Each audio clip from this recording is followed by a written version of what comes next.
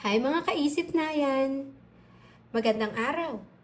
Panibagong episode na naman kung saan papadaliin natin ang mathematics o sa Tagalog, SIP-Nayan. Kahapon ay ating tinalakay ang addition of integers. Ngayon naman ay ating tatalakayin kung paano papadali ang subtraction of integers. Kaya, tara na!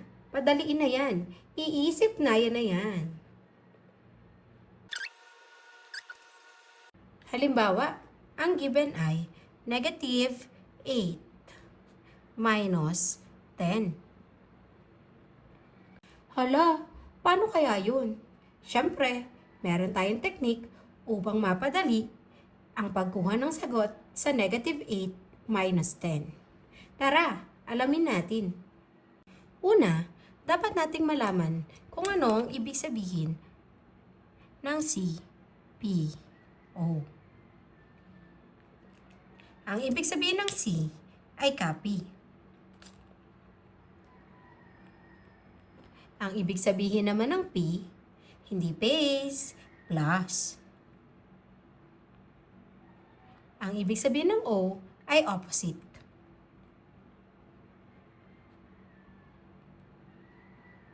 Ulitin nga natin, C for copy, P for plus, and O for opposite.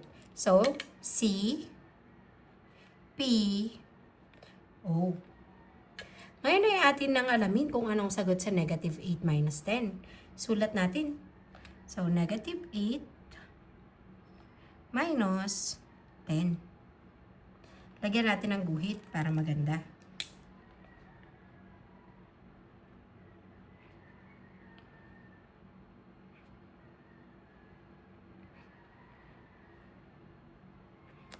Yan. Ang C ay nakatapat sa negative 8. Again, ang C ay copy. So, ang gagawin lamang natin sa negative 8 ay kokopyahin. Ang minus symbol ay napatapat sa plus. Anong gagawin natin sa minus symbol? Gagawin nating plus.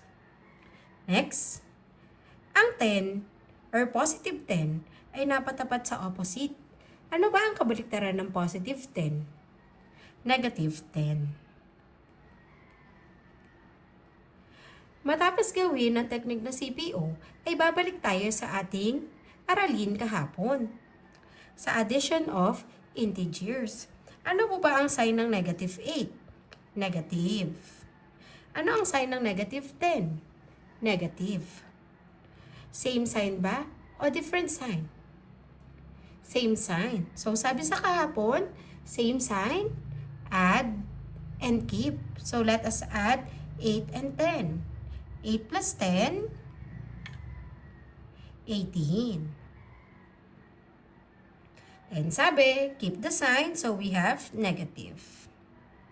The final answer is negative 18. Wow! So, negative 8 minus 10 is negative 18. Kasunod, sulat lang ulit tayo ng C,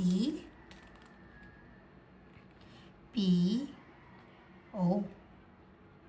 Ang kasunod natin example ay 10 minus negative 4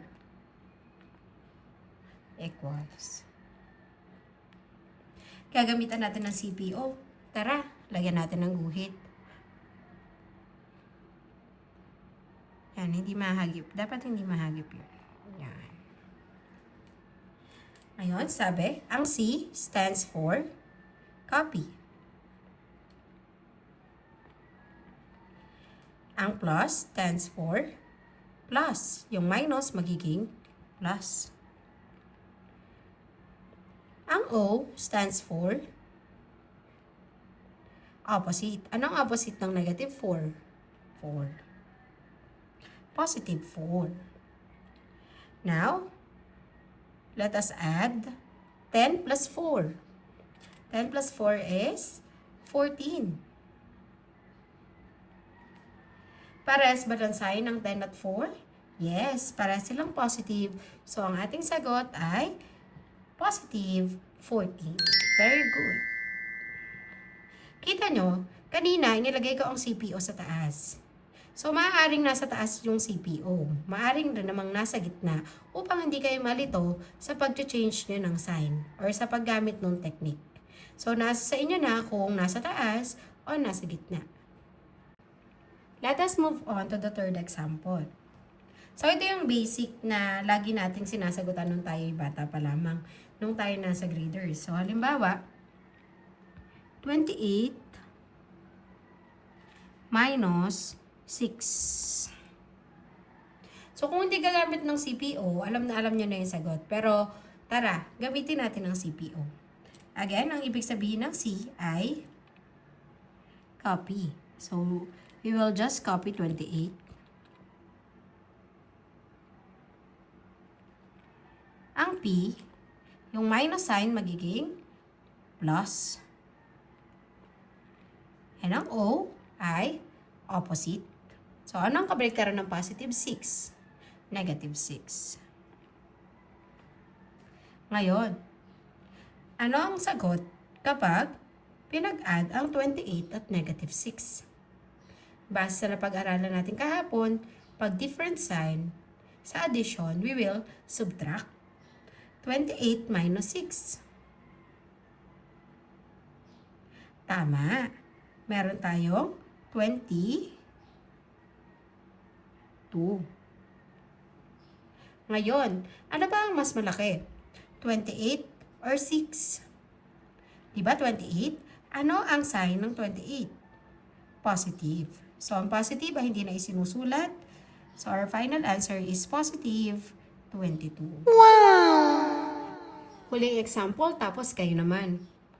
Halimbawa, meron tayong negative 15 minus negative 5 equals blank.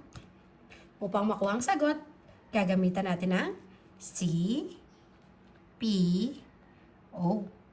Halina, hatiin natin. Yan. Kokopyahin lamang ulit, C, ang negative 15. Yung minus sign or minus symbol, papalitan ng plus. At sa huli, yung negative 5, hanapin ang opposite o kabaliktaran. Ang kabaliktaran ng negative 5 ay positive 5. Negative 15 plus 5. So, different sign, we will subtract 15 minus 5. Ang dali, di ba? 10. Then, keep the sign of the larger number. Ano ang mas malaki? 15 o 5? 15. Ano ang sign ng 15? Negative. So, ang ating final answer ay negative 10.